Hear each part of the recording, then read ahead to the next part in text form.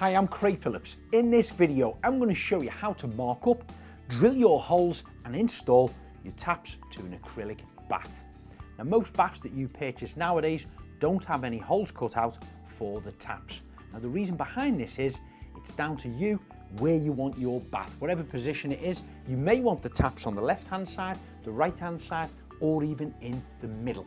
Now, the method that I'm going to show you how to drill a hole into this bath is pretty much the same, whether it's a one large mono block tap with your hot and cold feed coming through it, a mixer tap like this with the hot and cold feed, or two single taps, and you can choose the position where they're going to be. Now I'm going to put mine on the top end here, which would be the left hand side if you were looking at the bath that way. First thing I'd recommend is get some masking tape. It has still got the film on there, leave that into position at the moment, but I'm going to put a couple of lines of tape all the way across here to protect it while I'm marking it and drilling it.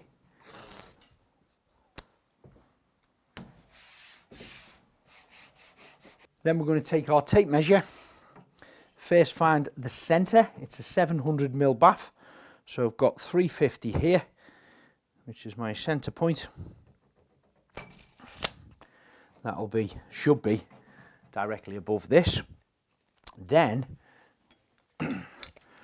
we want to work out where we're going to drill these holes in here and here.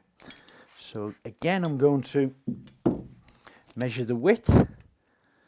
I can do that by using a set square with a ruler on it.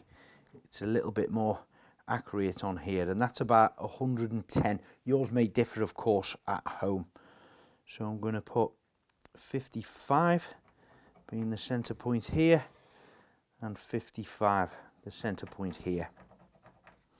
Now do measure twice, because you only want to cut once. 55 and 55. Great. I'm just going to draw a little line across here and a little line across there at that point. Then you've got to transfer these circles onto here. So I'm going to start by measuring the gap between them from the centre to the centre, and that's looking at around 180mm apart, but do check your taps at home because they might differ. So 180mm across my centre point here gives me 90mm each side. So I'm putting that on my 9, I'm putting one mark here and one on the 80 here. So again, just double check that. I always turn my tape around then, the opposite side. 90 is there, that's at the start, and that's at the 80. So 180. So that's looking like it's the centre of that and the centre of that to there. So there's more or less our cross. If we place these directly over there and directly over there, we're looking at that and we're seeing that's where our circle's going to be here, and that's where the circle's going to be there. Now, if your choice is the top left-hand side, you do want to check that your stem here, the water coming out of it, is going to clear your overflow there. So bear that in mind, because some people do choose to set them in the corner like this, or a lot of people as well prefer them to set them in the middle of the bath, and that allows two people to sit in the bath, of course one at each end, but we're sticking with this top end here. I'm now checking to see whether I'm happy with the distance here and the distance there, because again, some of the baths that you purchase, they may be thicker, so you might want to have them a little bit closer to the inside of the bath, or a longer stem a little bit further to the back, but I am going to stick in the centre here. So I'm happy with that. The next stage is cutting them. I'll just firm up my marks on here so I can see them both sides.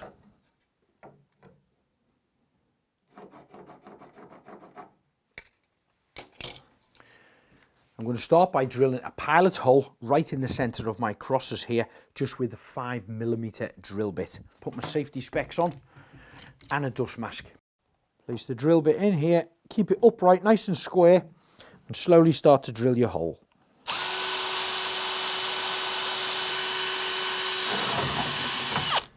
Same again the opposite side. Now the hole cutter I'm using is 28mm wide on the outside edge, and the bottom of my thread, or both on the hot and cold, are 26mm, so that's just giving me enough space and a bit of wiggle room to get them in smoothly. And again, check your sizes at home because your bath taps might differ.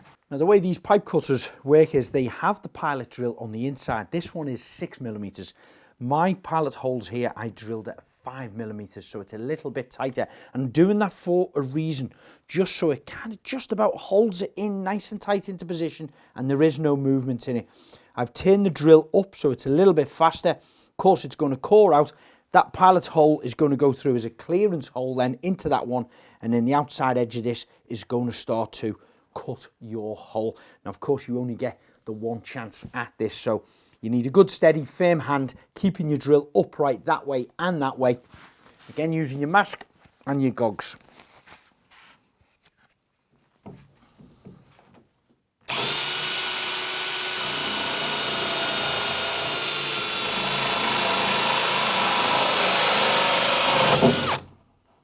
Once you're through, lift that out.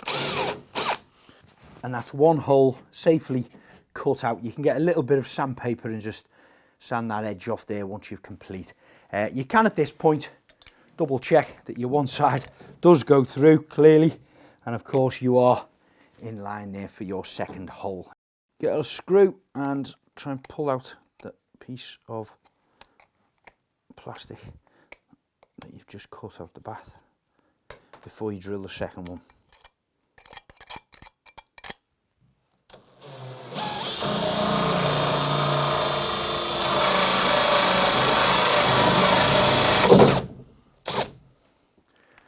And it is as easy as that.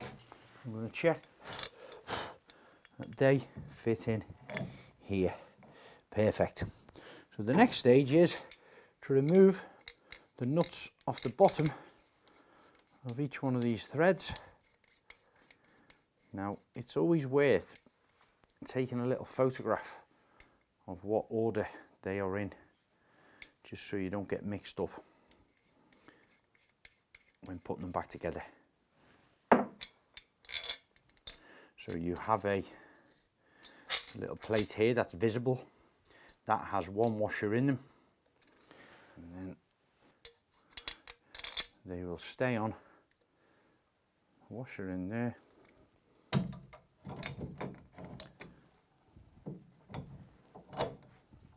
There we go, perfect. So we've got our centre mark here, which should be the exact centre of our tap here.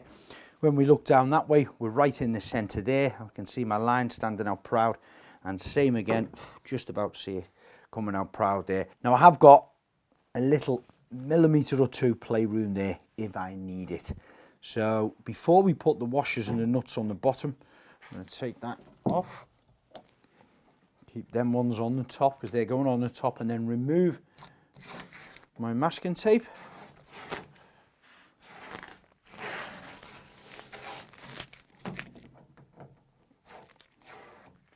I'm going to give my edges a little sand down. Now careful when you are sanding this because you don't want to scratch the bath. I've left the film on here and I'm just angling the sandpaper to avoid it touching the top surface. And a quick sand on the underside as well using a P240 grit sandpaper. Let's take that off now. Now I can peel the polythene away a little bit up here. Still going to leave it on the rest of the bath until it's installed.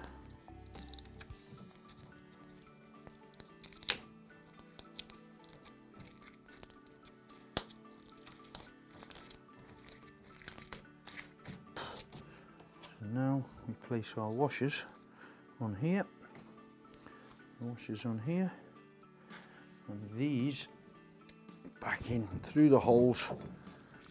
And then washers will go around the inside lip of these little flanges that are at the top. Yeah, I can feel them just interlocking nice and firm. Then we take our other washers, which goes over the thread, pushes right up to the top of the bath, almost holds into position, and then you take your nut and start to hand tighten that till it goes all the way up to the top. And same again the opposite side. Your second washer, slip into position, and your second nut. Hand tighten it as far as it can go. Then to tighten it further, you can use a monoblock tap spanner or a swan neck spanner.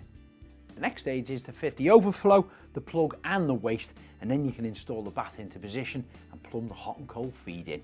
But we do have another full standalone video showing you how to fit the entire bath over on our YouTube channel.